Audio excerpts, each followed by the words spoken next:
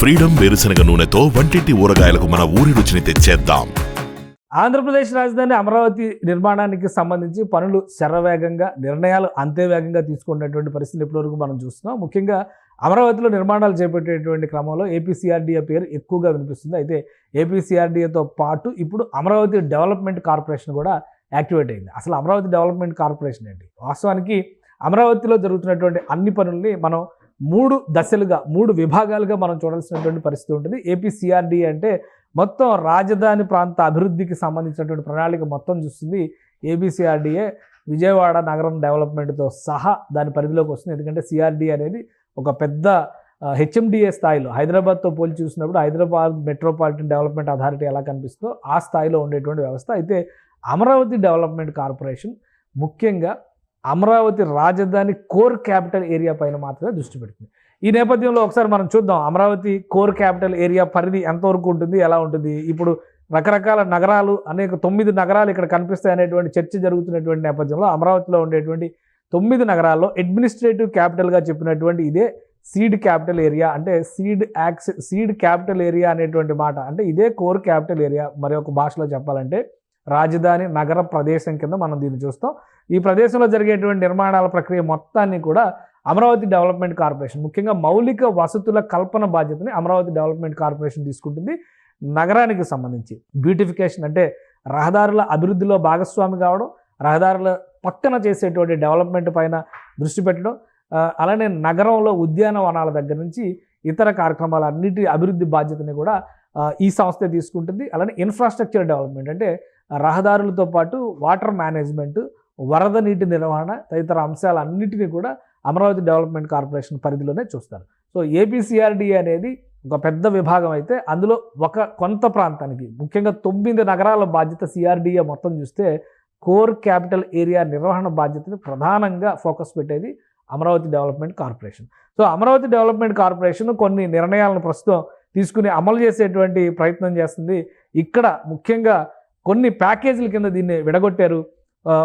Zone 10, zone 12, zone 12A ఈ ప్యాకేజీలకు సంబంధించినటువంటి నిధులు ఇచ్చేటువంటి కార్యక్రమాన్ని, టెండర్లు ఫైనల్ చేసేటువంటి కార్యక్రమాన్ని ఏపీసీఆర్డీఏ అమరావతి డెవలప్మెంట్ కార్పొరేషన్కి అప్పగించింది. ఈ నేపథ్యంలో 1487 కోట్ల రూపాయలకి సంబంధించినటువంటి ప్రాజెక్టులు, అంటే ఇక్కడ మనం ఒకసారి గమనించవచ్చు, 1487 కోట్ల రూపాయల పరిధిలో చేసేటువంటి మందడం, నవలూరు, ఐనవోలు, అలానే కృష్ణాయపాలెం, కురుగల్లు ఈ ప్రాంతంలో అమరావతిలోకి ఉండేటువంటి రహదారి వ్యవస్థ మొత్తాన్ని కూడా డెవలప్ చేయడానికి కావాల్సినటువంటి టెండర్లని కాల్ఫర్ చేసింది అమరావతి డెవలప్మెంట్ కార్పొరేషన్. అలానే జోన్ 2కి సంబంధించి 2949 కోట్ల రూపాయలకి సంబంధించిన టెండర్లను కూడా కాల్ఫర్ చేసింది. అవి నిడమర్రు, కురుగల్లు, నవలూరు. ఇందులో కూడా మౌలిక వసతుల కల్పనే ప్రధానమైన ఫోకస్గా ఉంటుంది. ఇక జోన్ 12Aకి సంబంధించి చూస్తే కనుక 2159 కోట్ల రూపాయల పనుల్ని నిడమర్రు, కురుగల్లు పరిధిలో, ఇందులో 2 రకాల అంశాలు ఉన్నాయి. రహదారి వ్యవస్థ డెవలప్మెంట్ ఒకే ఆస్పెక్ట్ అయితే, మరోవైపు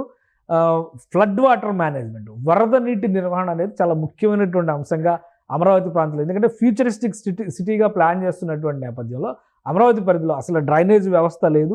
అలానే వరద నీటి నిర్వహణకి ఇప్పుడున్నటువంటి వ్యవస్థలు మరొక 50 ఏళ్ల పాటు ఉపయోగించడానికి ఎట్టి పరిస్థితుల్లో ఉపయోగపడే కావు. కాబట్టి రాబోతున్నటువంటి అంతర్జాతీయ నగర స్థాయికి అనుగుణంగా రహదారుల్లో కొన్ని కాంబినేషన్స్ పెట్టారు. అంటే blue and green water city అన్నారు కాబట్టి గ్రీన్ బెల్ట్ల డెవలప్మెంట్తో పాటు నీటి నిర్వహణకు సంబంధించి అమరావతి నగరంలో రహదారుల పక్కన పిల్ల కాలువల తరహాలో నీటి కాలువల్ని, ఎందుకంటే ఆ ప్రాంతంలో నీటి ఊటలు ఎక్కువగా వచ్చే అవకాశం ఉంటుంది. కృష్ణానది నుంచి వచ్చేటువంటి వరద నీరు కావచ్చు, కొండపల్లి వాగు నుంచి, పాలవాగు నుంచి వచ్చేటువంటి ఈ కొండవీటి వాగు, పాలవాగు నుంచి వచ్చేటువంటి నీటి నిర్వహణ బాధ్యత చాలా ముఖ్యమైనటువంటి అంశంగా మారుతుంది. కాబట్టి వీటన్నిటిని ఒక ప్యాకేజీల కింద విభజిస్తూ ఆయా ప్రదేశాల్లో దాదాపుగా ఇప్పుడు 7,000 కోట్ల రూపాయలకు సంబంధించినటువంటి పనులకి అమరావతి డెవలప్మెంట్ కార్పొరేషన్ టెండర్లను పిలిచింది.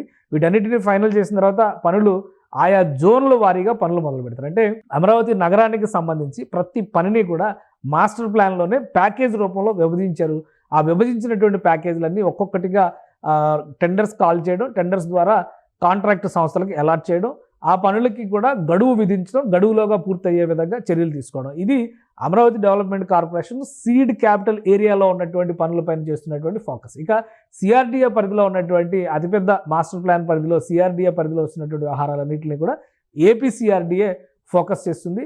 సో కీ ఏరియాగా చెప్పేటువంటి కీలకమైనటువంటి రాజధాని ప్రాంతంగా చెప్పేటువంటి నగర ప్రాంతంలో బాధ్యతల నిర్వహణకు సంబంధించి మౌలిక వసతుల కల్పనకు సంబంధించి అమరావతి డెవలప్మెంట్ కార్పొరేషన్ టెండర్ల ప్రక్రియను ప్రారంభించింది. కాబట్టి ఫిబ్రవరి నెల ఆఖరిలోపు ఇవన్నీ కూడా ఫైనల్ అవుతాయి.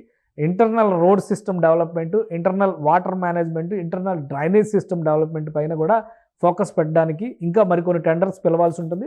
ముఖ్యమైనటువంటి 3 ప్యాకేజీలు జోన్ 10, జోన్ 12 అలానే జోన్ 12A ఈ మూడింటికి సంబంధించి తాజాగా అమరావతి డెవలప్మెంట్ కార్పొరేషన్ టెండర్లను పిలిచింది. అతి త్వరలో ఇవి క్లోజ్ అవుతాయి. ఇవి క్లోజ్ అయిన తర్వాత కాంట్రాక్ట్ సంస్థలు ఆయా ప్రాంతాల పరిధిలో వరద నీటి నిర్వహణ, రహదారుల డెవలప్మెంట్ అలానే ఇతర మౌలిక వస్తువుల కల్పన పైన దృష్టి పెట్టడానికి మార్గం సుగమమవుతుంది. సుమన్ టీవీలో మీ పర్సనల్ అండ్ బిజినెస్ ప్రమోషన్స్ కోసం కింది నెంబర్కి కాంటాక్ట్ చేయండి.